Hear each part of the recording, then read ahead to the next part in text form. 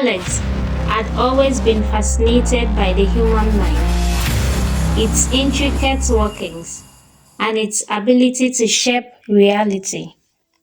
As a researcher working with a mental health NGO, he had spent years studying theories, analyzing patterns, and observing patients from a distance.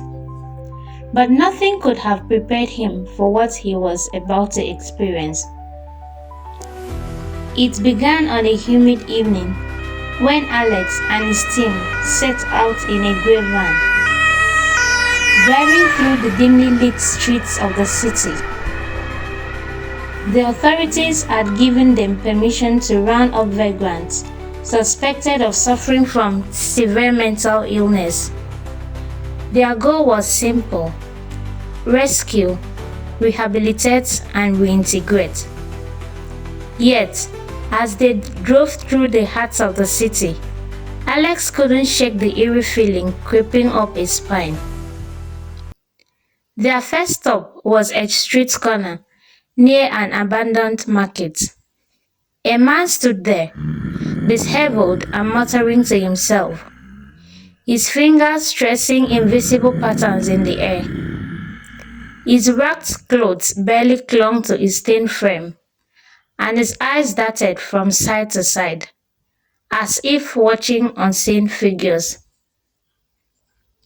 The team approached cautiously. "Sir," one of the authorities called out, "we want to help you." The man didn't seem to hear. He kept whispering under his breath, his hands twitching. "Sir, can you tell us your name?"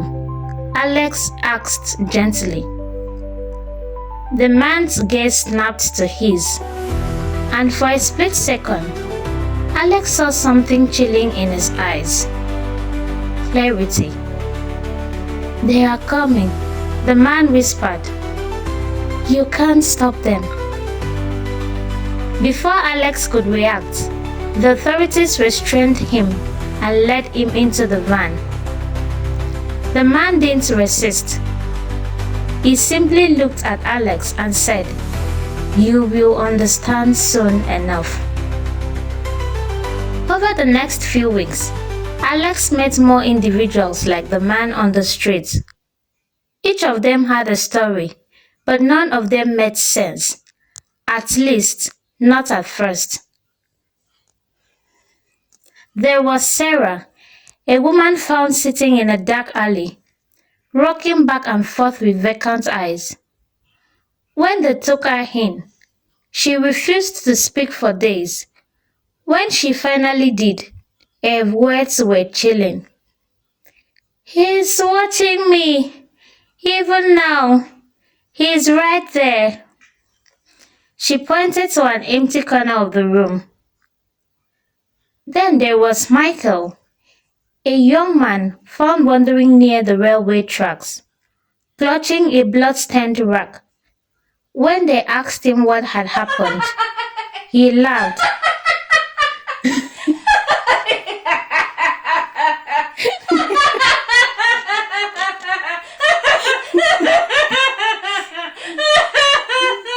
Do you ever feel like someone else is in your head? Whispering things, telling you what to do. Alex tried to rationalize it all.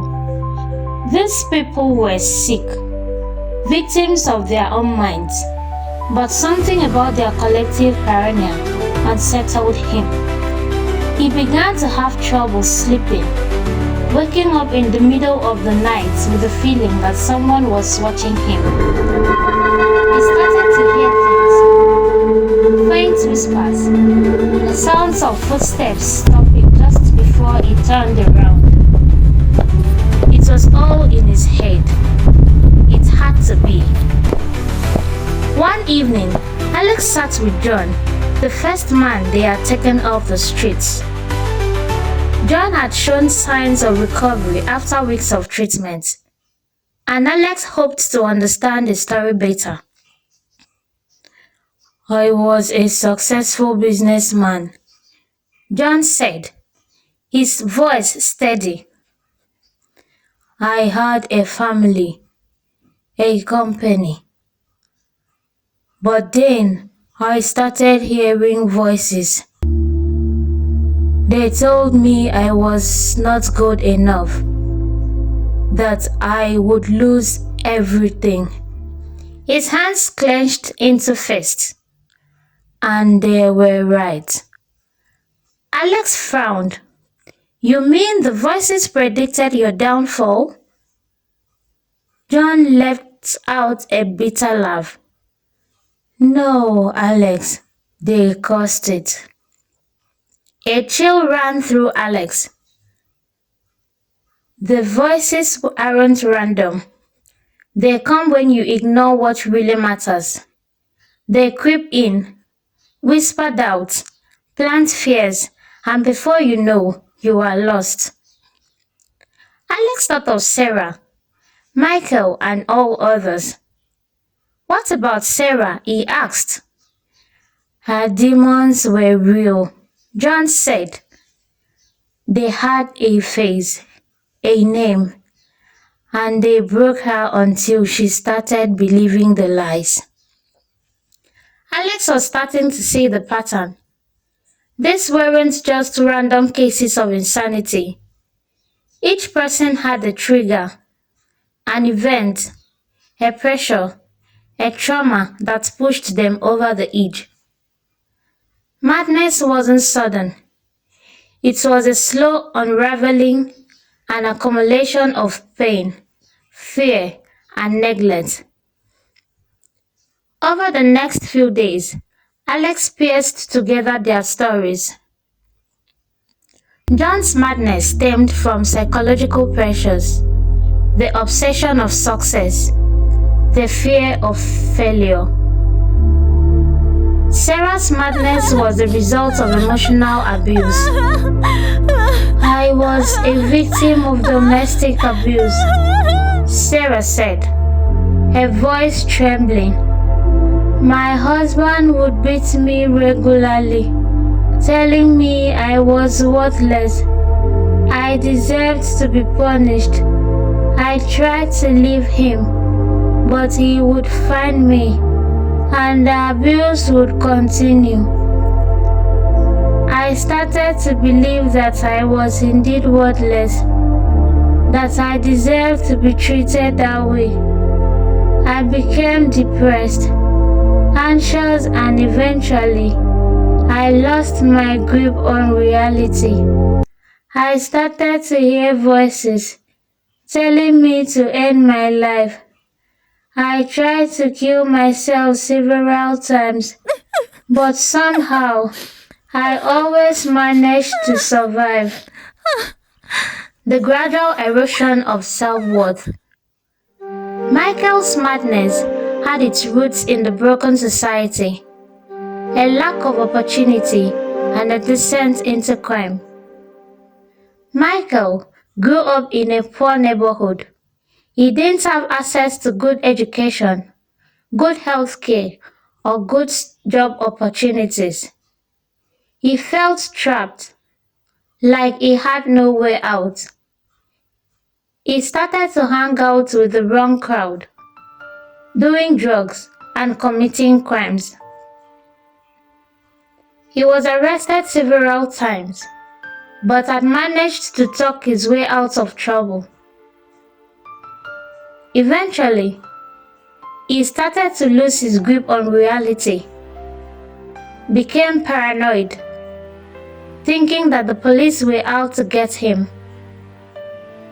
He started to hear voices telling him to hurt himself. Michael ended up on the streets, where he was found by Alex's team.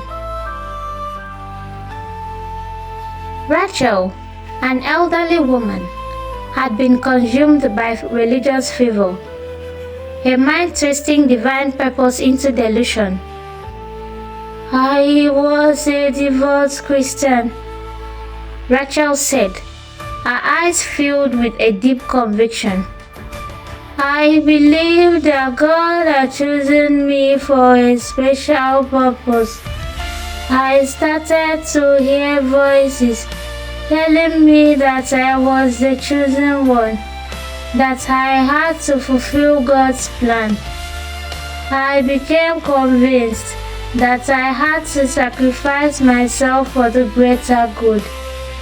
I started to see visions telling me that the end of the world was near. I became paranoid, thinking that everyone was out to stop me from fulfilling my mission. I ended up on the street where I was found by your team. And then there was Daniel, a man who had no external cause. His madness had been there, lurking in his very biology, waiting to manifest. Daniel's story was different from the others, as he couldn't trace the origin of his erratic behaviors. I don't know what's wrong with me, Daniel said, his eyes filled with confusion. I've always been like this as far as I can remember. I would get angry for no reason, hear voices and see things that weren't there. My parents took me to see doctors, but no one could figure out what was wrong with me. I have been in and out of institutions my whole life, but I've never been able to control my behaviors. Each story was different, but they were all connected. Madness have many faces, many origins. As Alex sat in his office, reviewing his findings, he felt a sense of accomplishment. He had uncovered something profound.